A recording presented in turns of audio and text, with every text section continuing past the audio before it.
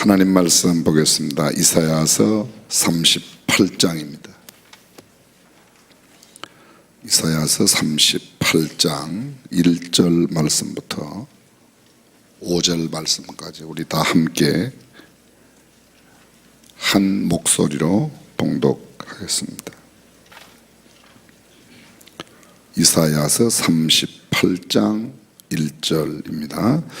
그 즈음에 히스기야가 병들어 죽게 되니 아모스의 아들 선지자 이사야가 나와 그에게 이르되 여호와께서 이같이 말씀하시기를 너는 내 집에 유언하라 내가 죽고 살지 못하리라 하셨나이다. 히스기야가 얼굴을 벽으로 향하여 여호와께 기도하여 가로되 여호와여 구하오니 내가 주의 앞에서 진실과 전심으로 행하며 주의 목전에서 선하게 행한 것을 추억하옵소서 하고 심히 통곡하니 이에 여호와의 말씀이 이사야에게 임하니라. 가라사대 너는 가서 히스기야에게 이르기를 내 조상 다윗의 하나님 여호와께서 이같이 말씀하시기를 네가 내 기도를 들었고 내 눈물을 보았노라. 내가 내 수완을 15년을 더하고 아멘. 거기까지만 보겠습니다. 5절까지만 보겠습니다. 인생에 필연적으로 당하는 한 가지의 사건은 고난입니다. 사실 따지고 보면 인생에는 기쁨과 즐거움보다는 고난이 훨씬 많다는 것을 누구든지 다 고백합니다. 성경 속에 위대한 하나님의 사람의 공통된 특징은 모두가 다 인생의 어려움, 고난을 겪고 그 고난을 이겨낸 사람들입니다. 고난 없이 순탄한 길만 걸은 사람은 단 한 명도 없습니다. 욥은 이렇게 고백합니다. 평강도 없고 안원도 없고 안식도 없고 고난만 임하였구나. 인생의 끊임없는 고난을 그렇게 이야기했습니다. 욥은 계속해서 말합니다. 호련히 재앙이 내려 도륙될 때에 무지한 자의 고난을 그가 비웃으시라. 하나님께서 비웃는다. 시편 기자가 말하기를 의인은 고난이 많으나 여호와께서 그 모든 고난에서 건지신다고. 의인은 고난이 많으나 의인은 고난이 많으나 의로운 사람에게도 고난은 반드시 오게 되어 있습니다. 이스라엘 백성들이 광야에서 아니 애굽에서 겪었던 그 모든 일들을 성경의 기자는 고난이라고 표현하고 있습니다. 시편 81편에 보면 시편 기자가 고백하기를 내가 고난 중에 부러지즘에 내가 너를 건졌고 내 성의 은은한 곳에서 내게 응답하며 머리밤을 가해서 너를 시험하였도다. 인생에 필연적으로 따라오는 인생의 길동무가 고난이라는 것이죠. 오늘 내가 고난을 당하게 되면 어제 없던 고난이 내게 왔구나. 오늘 고난이 없어도 내일은 내게 고난이 올 수 있다는 것을 늘 생각하는 인생이 지혜로운 인생이라고 말할 수 있습니다. 시편 기자의 고백을 다시 한번 들어보십시오. 고난당한 것이 내게 유익이라 이로 인하여 내가 주의 율례를 배우게 되었나이다. 인생은 고난이 와야 주의 율례와 주의 법도를 배울 수 있다고 그렇게 고백하는 겁니다. 내가 알거니와 여호와는 고난당하는 자를 신원하시며 궁핍한 자에게 공의를 베푸신다. 고난이 없는 것이 그리스도인의 삶이 아니라 그리스도인의 삶은 고난이 있습니다. 예수 믿으면 복 받는다, 맞습니다. 근데 예수 믿으면 고난도 있습니다. 신학의 가르침은 그렇습니다. 인생에게 기쁠 일만 있는 게 아니라 고난이 있습니다. 전도서 기자가 인생에게 즐거운 날과 고난의 날을 겸하여 두셨다. 그래서 지혜로운 마음을 주셔서 고난의 날에 내가 어떻게 인생을 생각할까를 배우게 해달라고 그렇게 말합니다. 잠언은 말합니다. 고난받는 자는 그날이 다 험악하니 마음이 즐거운 자는 항상 잔치하느니라. 고난받는다. 요나가 기도하는 기도를 들어볼까요? 내가 받는 고난을 인하여 여호와께 불러 아뢰었다. 고난의 유익이 있습니다. 고난은 반드시 있는 것이다. 고난이 없는 사람은 아무도 없다는 거죠. 오늘까지 없다고 안심할 게 아니라 내일 내게 고난이 있습니다. 또 고난만 끝나는 건 아니죠. 고난을 통해서 주의 율례와 규례를 배우게 되고 또 주님을 가까이 하게 됩니다. 고난이 주는 유익은 가장 먼저 인생에 있어서 가장 먼저 기도를 배우게 한다는 것입니다. 고난당하면 다 기도하죠. 근데 고난당하여 기도하고 주께 부르짖는 자들은 고난의 문제에 대하여 해답을 얻지만 내 머리로 해결하려고 하는 사람은 그 고난이 내게 점점 더 중압감을 주고 더 어렵게 만든다는 겁니다. 저와 여러분들이 어려움을 당할 때, 역경을 만날 때 그 역경 앞에, 그 고난 앞에 마치 히스기야가 벽을 향하여 기도하는 것처럼 인생의 벽을 만났을 때 하나님 앞에 부르짖어 기도하면 주께서 응답하여 주실 줄로 믿습니다. 근데 고난을 당할 때 내 머리로, 잔꾀로 내가 소위 세상말로 잔대가리를 굴려서 이기려고 하면 오히려 점점 더 빠져들게 되어 있습니다. 늪속으로 빠져드는 것처럼. 그래서 고난의 첫 번째 유익이 기도하게 한다는 것이고, 고난의 두 번째 유익이 그 기도에 대한 응답이 있다고 성경은 말씀하고 있습니다. 뿐만 아니라 이 고난이 고난으로만 끝나는 것은 아니고 더 큰 축복을 우리에게 가져온다는 겁니다. 야고보가 고백하고 있는 고백이 뭡니까? 고난 당하는 자는 기뻐해라. 시험을 받으면 즐거워해라. 오히려 이 고난, 시험을 이겨낸 뒤에 우리에게 더 좋은 것을 하나님께서 허락하신다고 말합니다. 바울은 말합니다. 생각건대 현재의 고난은 장차 우리에게 나타날 영광과 좋게 비교할 수 없다. 지금의 고난과 비교할 수 없는 영광이 기다리고 있다는 거죠. 시험 준비를 하는 것은 참 힘들고 어려운 일이지만 시험에 합격하는 것은 큰 기쁨, 내가 그 노력하였던 것보다 훨씬 더 큰 기쁨을 우리에게 허락해 주시는 겁니다.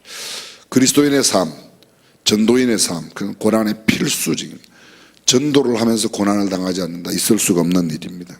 성경은 이렇게 말합니다. 너는 모든 일에 근신하여 고난을 받으며 전도인의 일을 하며 내 직무를 다하라. 직무를 감당하고 복음을 전하는 일에는 필연적으로 따라오는 것이 고난입니다. 그 고난 당할 때 하나님 앞에 기도하면 하나님께서 응답하신다고 말합니다. 야고보서 기자의 야고보가 예수님의 동생이죠. 너희 가운데 고난 당한 자가 있느냐? 저는 기도할 것이요 믿음의 기도는 병든 자를 구원하리니 혹시 죄를 범하였을지라도 주께서 사하여 주시겠다, 그렇게 말씀하고 있습니다. 선을 행하여도 고난을 받을 수가 있습니다. 그렇지만 선을 행함으로 고난받는 것, 그것이 만약 하나님의 뜻이라면 악을 행함으로 고난받는 것보다 훨씬 더 낫다고. 예수 그리스도의 십자가의 이야기를 우리가 고난으로 표현합니다. 그리고 이 고난과 연관된 아주 중요한 명언을 우리가 잘 기억하고 있습니다. No cross, no crown. 고난 없이 영광 없다. 문자 그대로 말하면 십자가 없이 크라운, 면류관 없다, 그런 말이죠. 그 인생에 고난이 오면 하나님께서 무슨 면류관을 주시려고 그러느냐, 무슨 상급을 주시려고 그러냐. 이거 성경적인 사고야. 왜 이렇게 나만 못 살게 굴지, 왜 이렇게 나를 죽게 만들지, 왜 이렇게 힘들게 만들지가 아니라 하나님께서 도대체 어떤 축복을 주시려고, 어떤 복을 주시려고 이런 일을 주시냐, 이렇게 생각해야 정상적인 생각입니다. 옆 사람 얼굴을 보세요. 그렇게 정상적으로 생각하는가? 굉장히 힘들어하는 것 같아요. 우리 성경적인 생각, 고난을 만났을 때 기도함으로 또 응답을 받게 되어 있습니다. 고난당한 사람, 결국은 그 고난 이후에, 고난을 극복하고 난 뒤에 의미 있는 인생을 살게 됩니다. 오늘 우리가 함께 읽었던 이사야 38장 말씀, 열왕기하 18장 1절부터 19장까지 연결되어 있는 유다의 왕 히스기야입니다. 25살에 왕 위에 올라갔습니다. 14년이 되었을 때 하나님께서 이사야를 통해서 히스기야에게 말씀합니다. 너 모든 집을 정리해라. 이제 내가 너의 생명을 취하겠다. 25살에 왕이 되었습니다. 성경에 보면 아주 어린 나이에 8살 이렇게 왕이 된, 단종처럼 그렇게 왕이 된 왕의 이야기들이 있습니다. 근데 25살은 아주 어린 나이인데요, 그래도 보면 어린 나이죠. 왕이 됐습니다. 다윗은 몇 살에 왕이 되었어요? 그게 성경에 나와요? 다윗은 30살에 왕이 됐습니다. 그래서 40년 동안 왕이 있었죠. 근데 구약의 평균 살았던 연령에 비하면 25, 30이 그렇게 꼭 어린 나이만은 아닙니다. 어린 나이만은 아니죠. 물론 모세처럼 오래 산 사람도 있지만 근데 그 25살의 왕이 되어서 14년 동안 왕이 있습니다. 그러니까 39살밖에 안 된 거예요. 근데 하나님이 나타나셔서 내가 너 집 정리해라. 내가 너를 데려가겠다.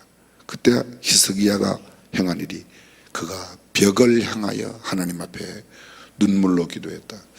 다윗이 인생의 어려움을 만났을 때 하나님 앞에 침상이 뜨기까지 기도했다. 그런 기도가 나옵니다. 인생의 역경을 만날 때, 어려움을 만나고 고난을 만날 때 무엇보다도 세상의 지혜와 방법, 내가 아는 사람을 구하려고 하지 말고 하나님을 구하고 하나님께 기도하면 하나님께서 반드시 응답해 주실 줄로 믿습니다. 저는 정말로요, 참 신기한 게 그래요. 오해 없이 들어주십시오. 제가 김진표 장로님이나 남경필 집사님의 무슨 부속실이 아니잖아, 그죠? 근데 저한테 엄청 뭐를 갖고 지난 2주간 사이에 이거 김진표 장로님한테 좀 이야기 좀 해주세요. 저한테 6건이 들어왔어요. 남경필 지사님한테 이야기해서 이거 좀 해결해 주세요. 뭐 이런 게 먼저 좀 기도 좀 했으면 좋겠어요. 물론 뭐 우리 교회 내에 있는 분도 있고 교회 밖에 주로 이상한 사람들 막 어떤 분은 그걸 왜 이야기를 해주지 왜 안 해주냐, 나한테 왜 답장을 안 주냐, 또 막 전화를 하고 저한테 막 소리를 지르고 막 욕을 해대요. 근데 그분이 목사님이에요. 정말 갑갑하죠. 내가 내 힘으로 도저히 불가능하다면 이거 가능하다고 생각하는 우리 교회에 다 그런 건 아니지만 그런 경향이 있는 분들이 조금 있어요. 무슨 일이 생기면 하나님 앞에 먼저 기도하기보다 빨리 원로 목사님한테 이야기해서 그 높은 분한테 이야기해서 빨리 해결. 이런 그 소위 인위적인 방법. 저는 그걸 하지 말라 꼭 그렇게 말했습니다. 할 수만 있으면 중요한 요직이 할 수만 있으면 성경적 가치관을 가진 믿음의 사람이 가는 게 필요하고 그렇게 되어야 할 겁니다. 저도 곧잘 부탁을 합니다. 근데 이 사람이 이거 좀 해결해 주세요. 그렇게 안 하고 이분이 이걸 갖고 기도를 하고 있습니다. 그냥 기도 제목을 함께 기도해 주세요. 뭐 이렇게 부탁을 하지, 이렇게 이 사람을 꼭 뭘 해 주세요. 이렇게는 부탁 안 해요. 그죠? 그러면 안 돼요. 여러분들이 무슨 일을 할 때 혹시 시장님을 잘 알면 시장님 이게 요새 어떻게 되어 가는 거예요? 이렇게 물어보면 안 돼요. 이거 좀 해주세요. 그러면 그게 죄가 돼요. 똑같은 말도 이거 어떻게 됐냐고 난 물어봤지 내가 뭐라고 그랬냐 이러면 이제 피할 길이 있는데요. 이거 해달라고 그러면 그 청탁에 대해서 문제가 됩니다. 근데 언제나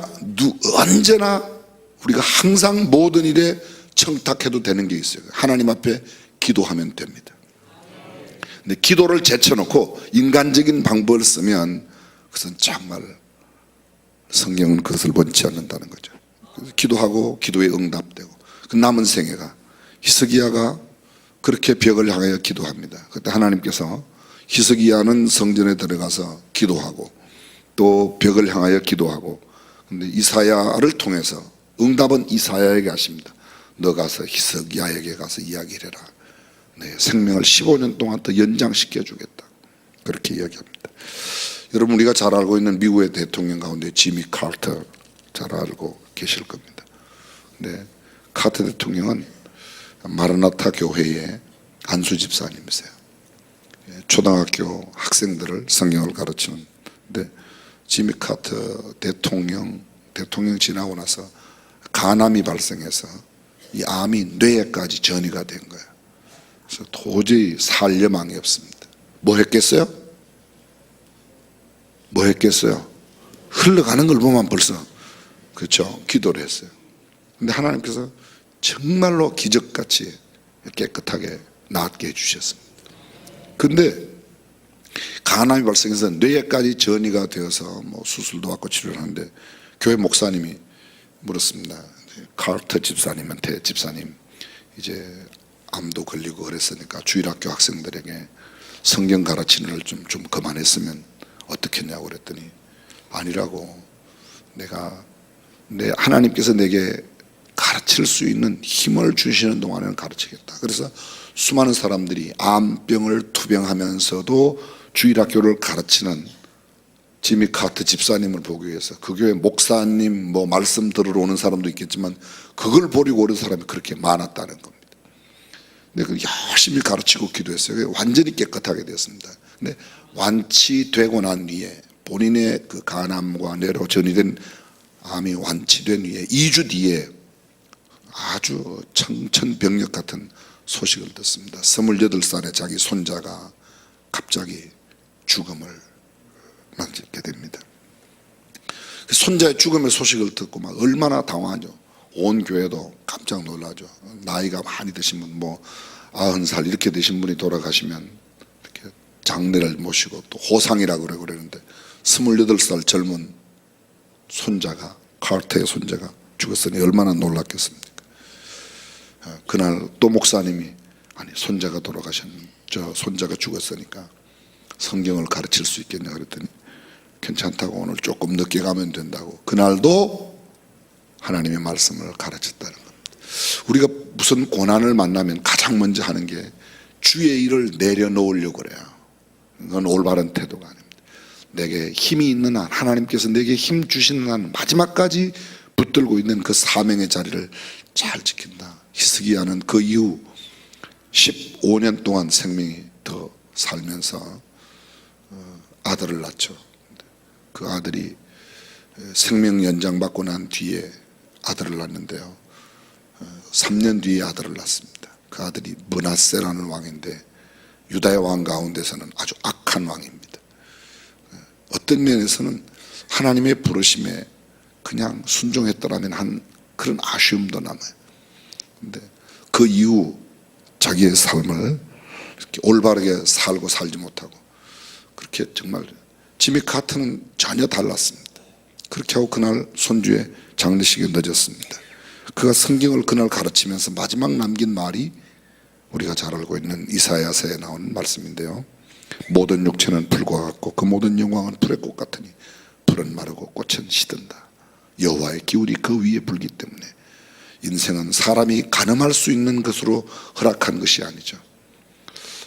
근래에 아직 정말 젊은 나이에 떠나는 사람들을 많이 보게 됩니다.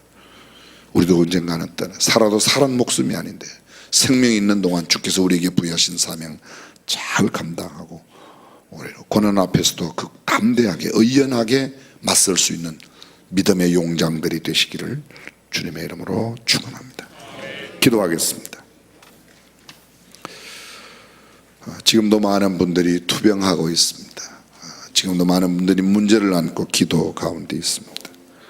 주님은 말씀하십니다. 너는 내게 부르짖어라 내가 네게 응답하겠고 내가 알지 못하는 크고 비밀한 일을 내게 보이리라고 말씀하셨습니다.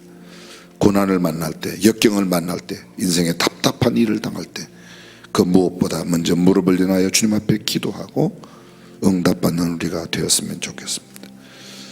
어떤 이의 보기에 더디다고 생각하는지 모르지만 하나님은 결코 더딘 분이 아니세요. 조금 기다리라고 할 수 있습니다. 어쩌면 그것이 영원히 내 생애 동안에 응답되지 않는다면, 내가 원하는 대로 내가 기도한 대로 되지 않는다고 기도 응답이 안 되는 게 아니라 하나님의 뜻 가운데 더 유익하게 하기 위하여 허락지 아니하실 수 있다는 것을 기억하면 좋겠습니다. 인생의 어려운 때에도 내게 주어진 사명의 길을 잘 지키고 감당할 때 하나님은 우리의 삶을 더 영광스럽게 기름지게 하실 줄로 믿습니다. 전능하신 우리 하나님, 필연적으로 만나는 인생의 어려움 가운데 좌절하거나 낭망치 아니하고 오히려 그 역경 속에 담아놓으신 하나님의 뜻을 분별할 수 있는 신령한 지혜를 저희들에게 더하여 주옵소서.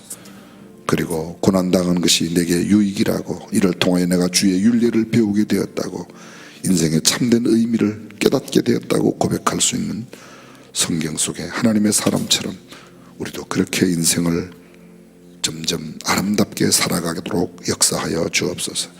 주님, 지금 수많은 문제 까닭에 질병의 고통 가운데 또 여러 가지 얽혀있는 인간관계, 물질의 문제로 고민하며 기도하는 분들의 기도가 하나님 나라에 응답되어 꼭 그것이 주의 영광을 나타내게 하시고 우리로 하여금 아름다운 간증의 삶을 살아가도록 복내려 주옵소서.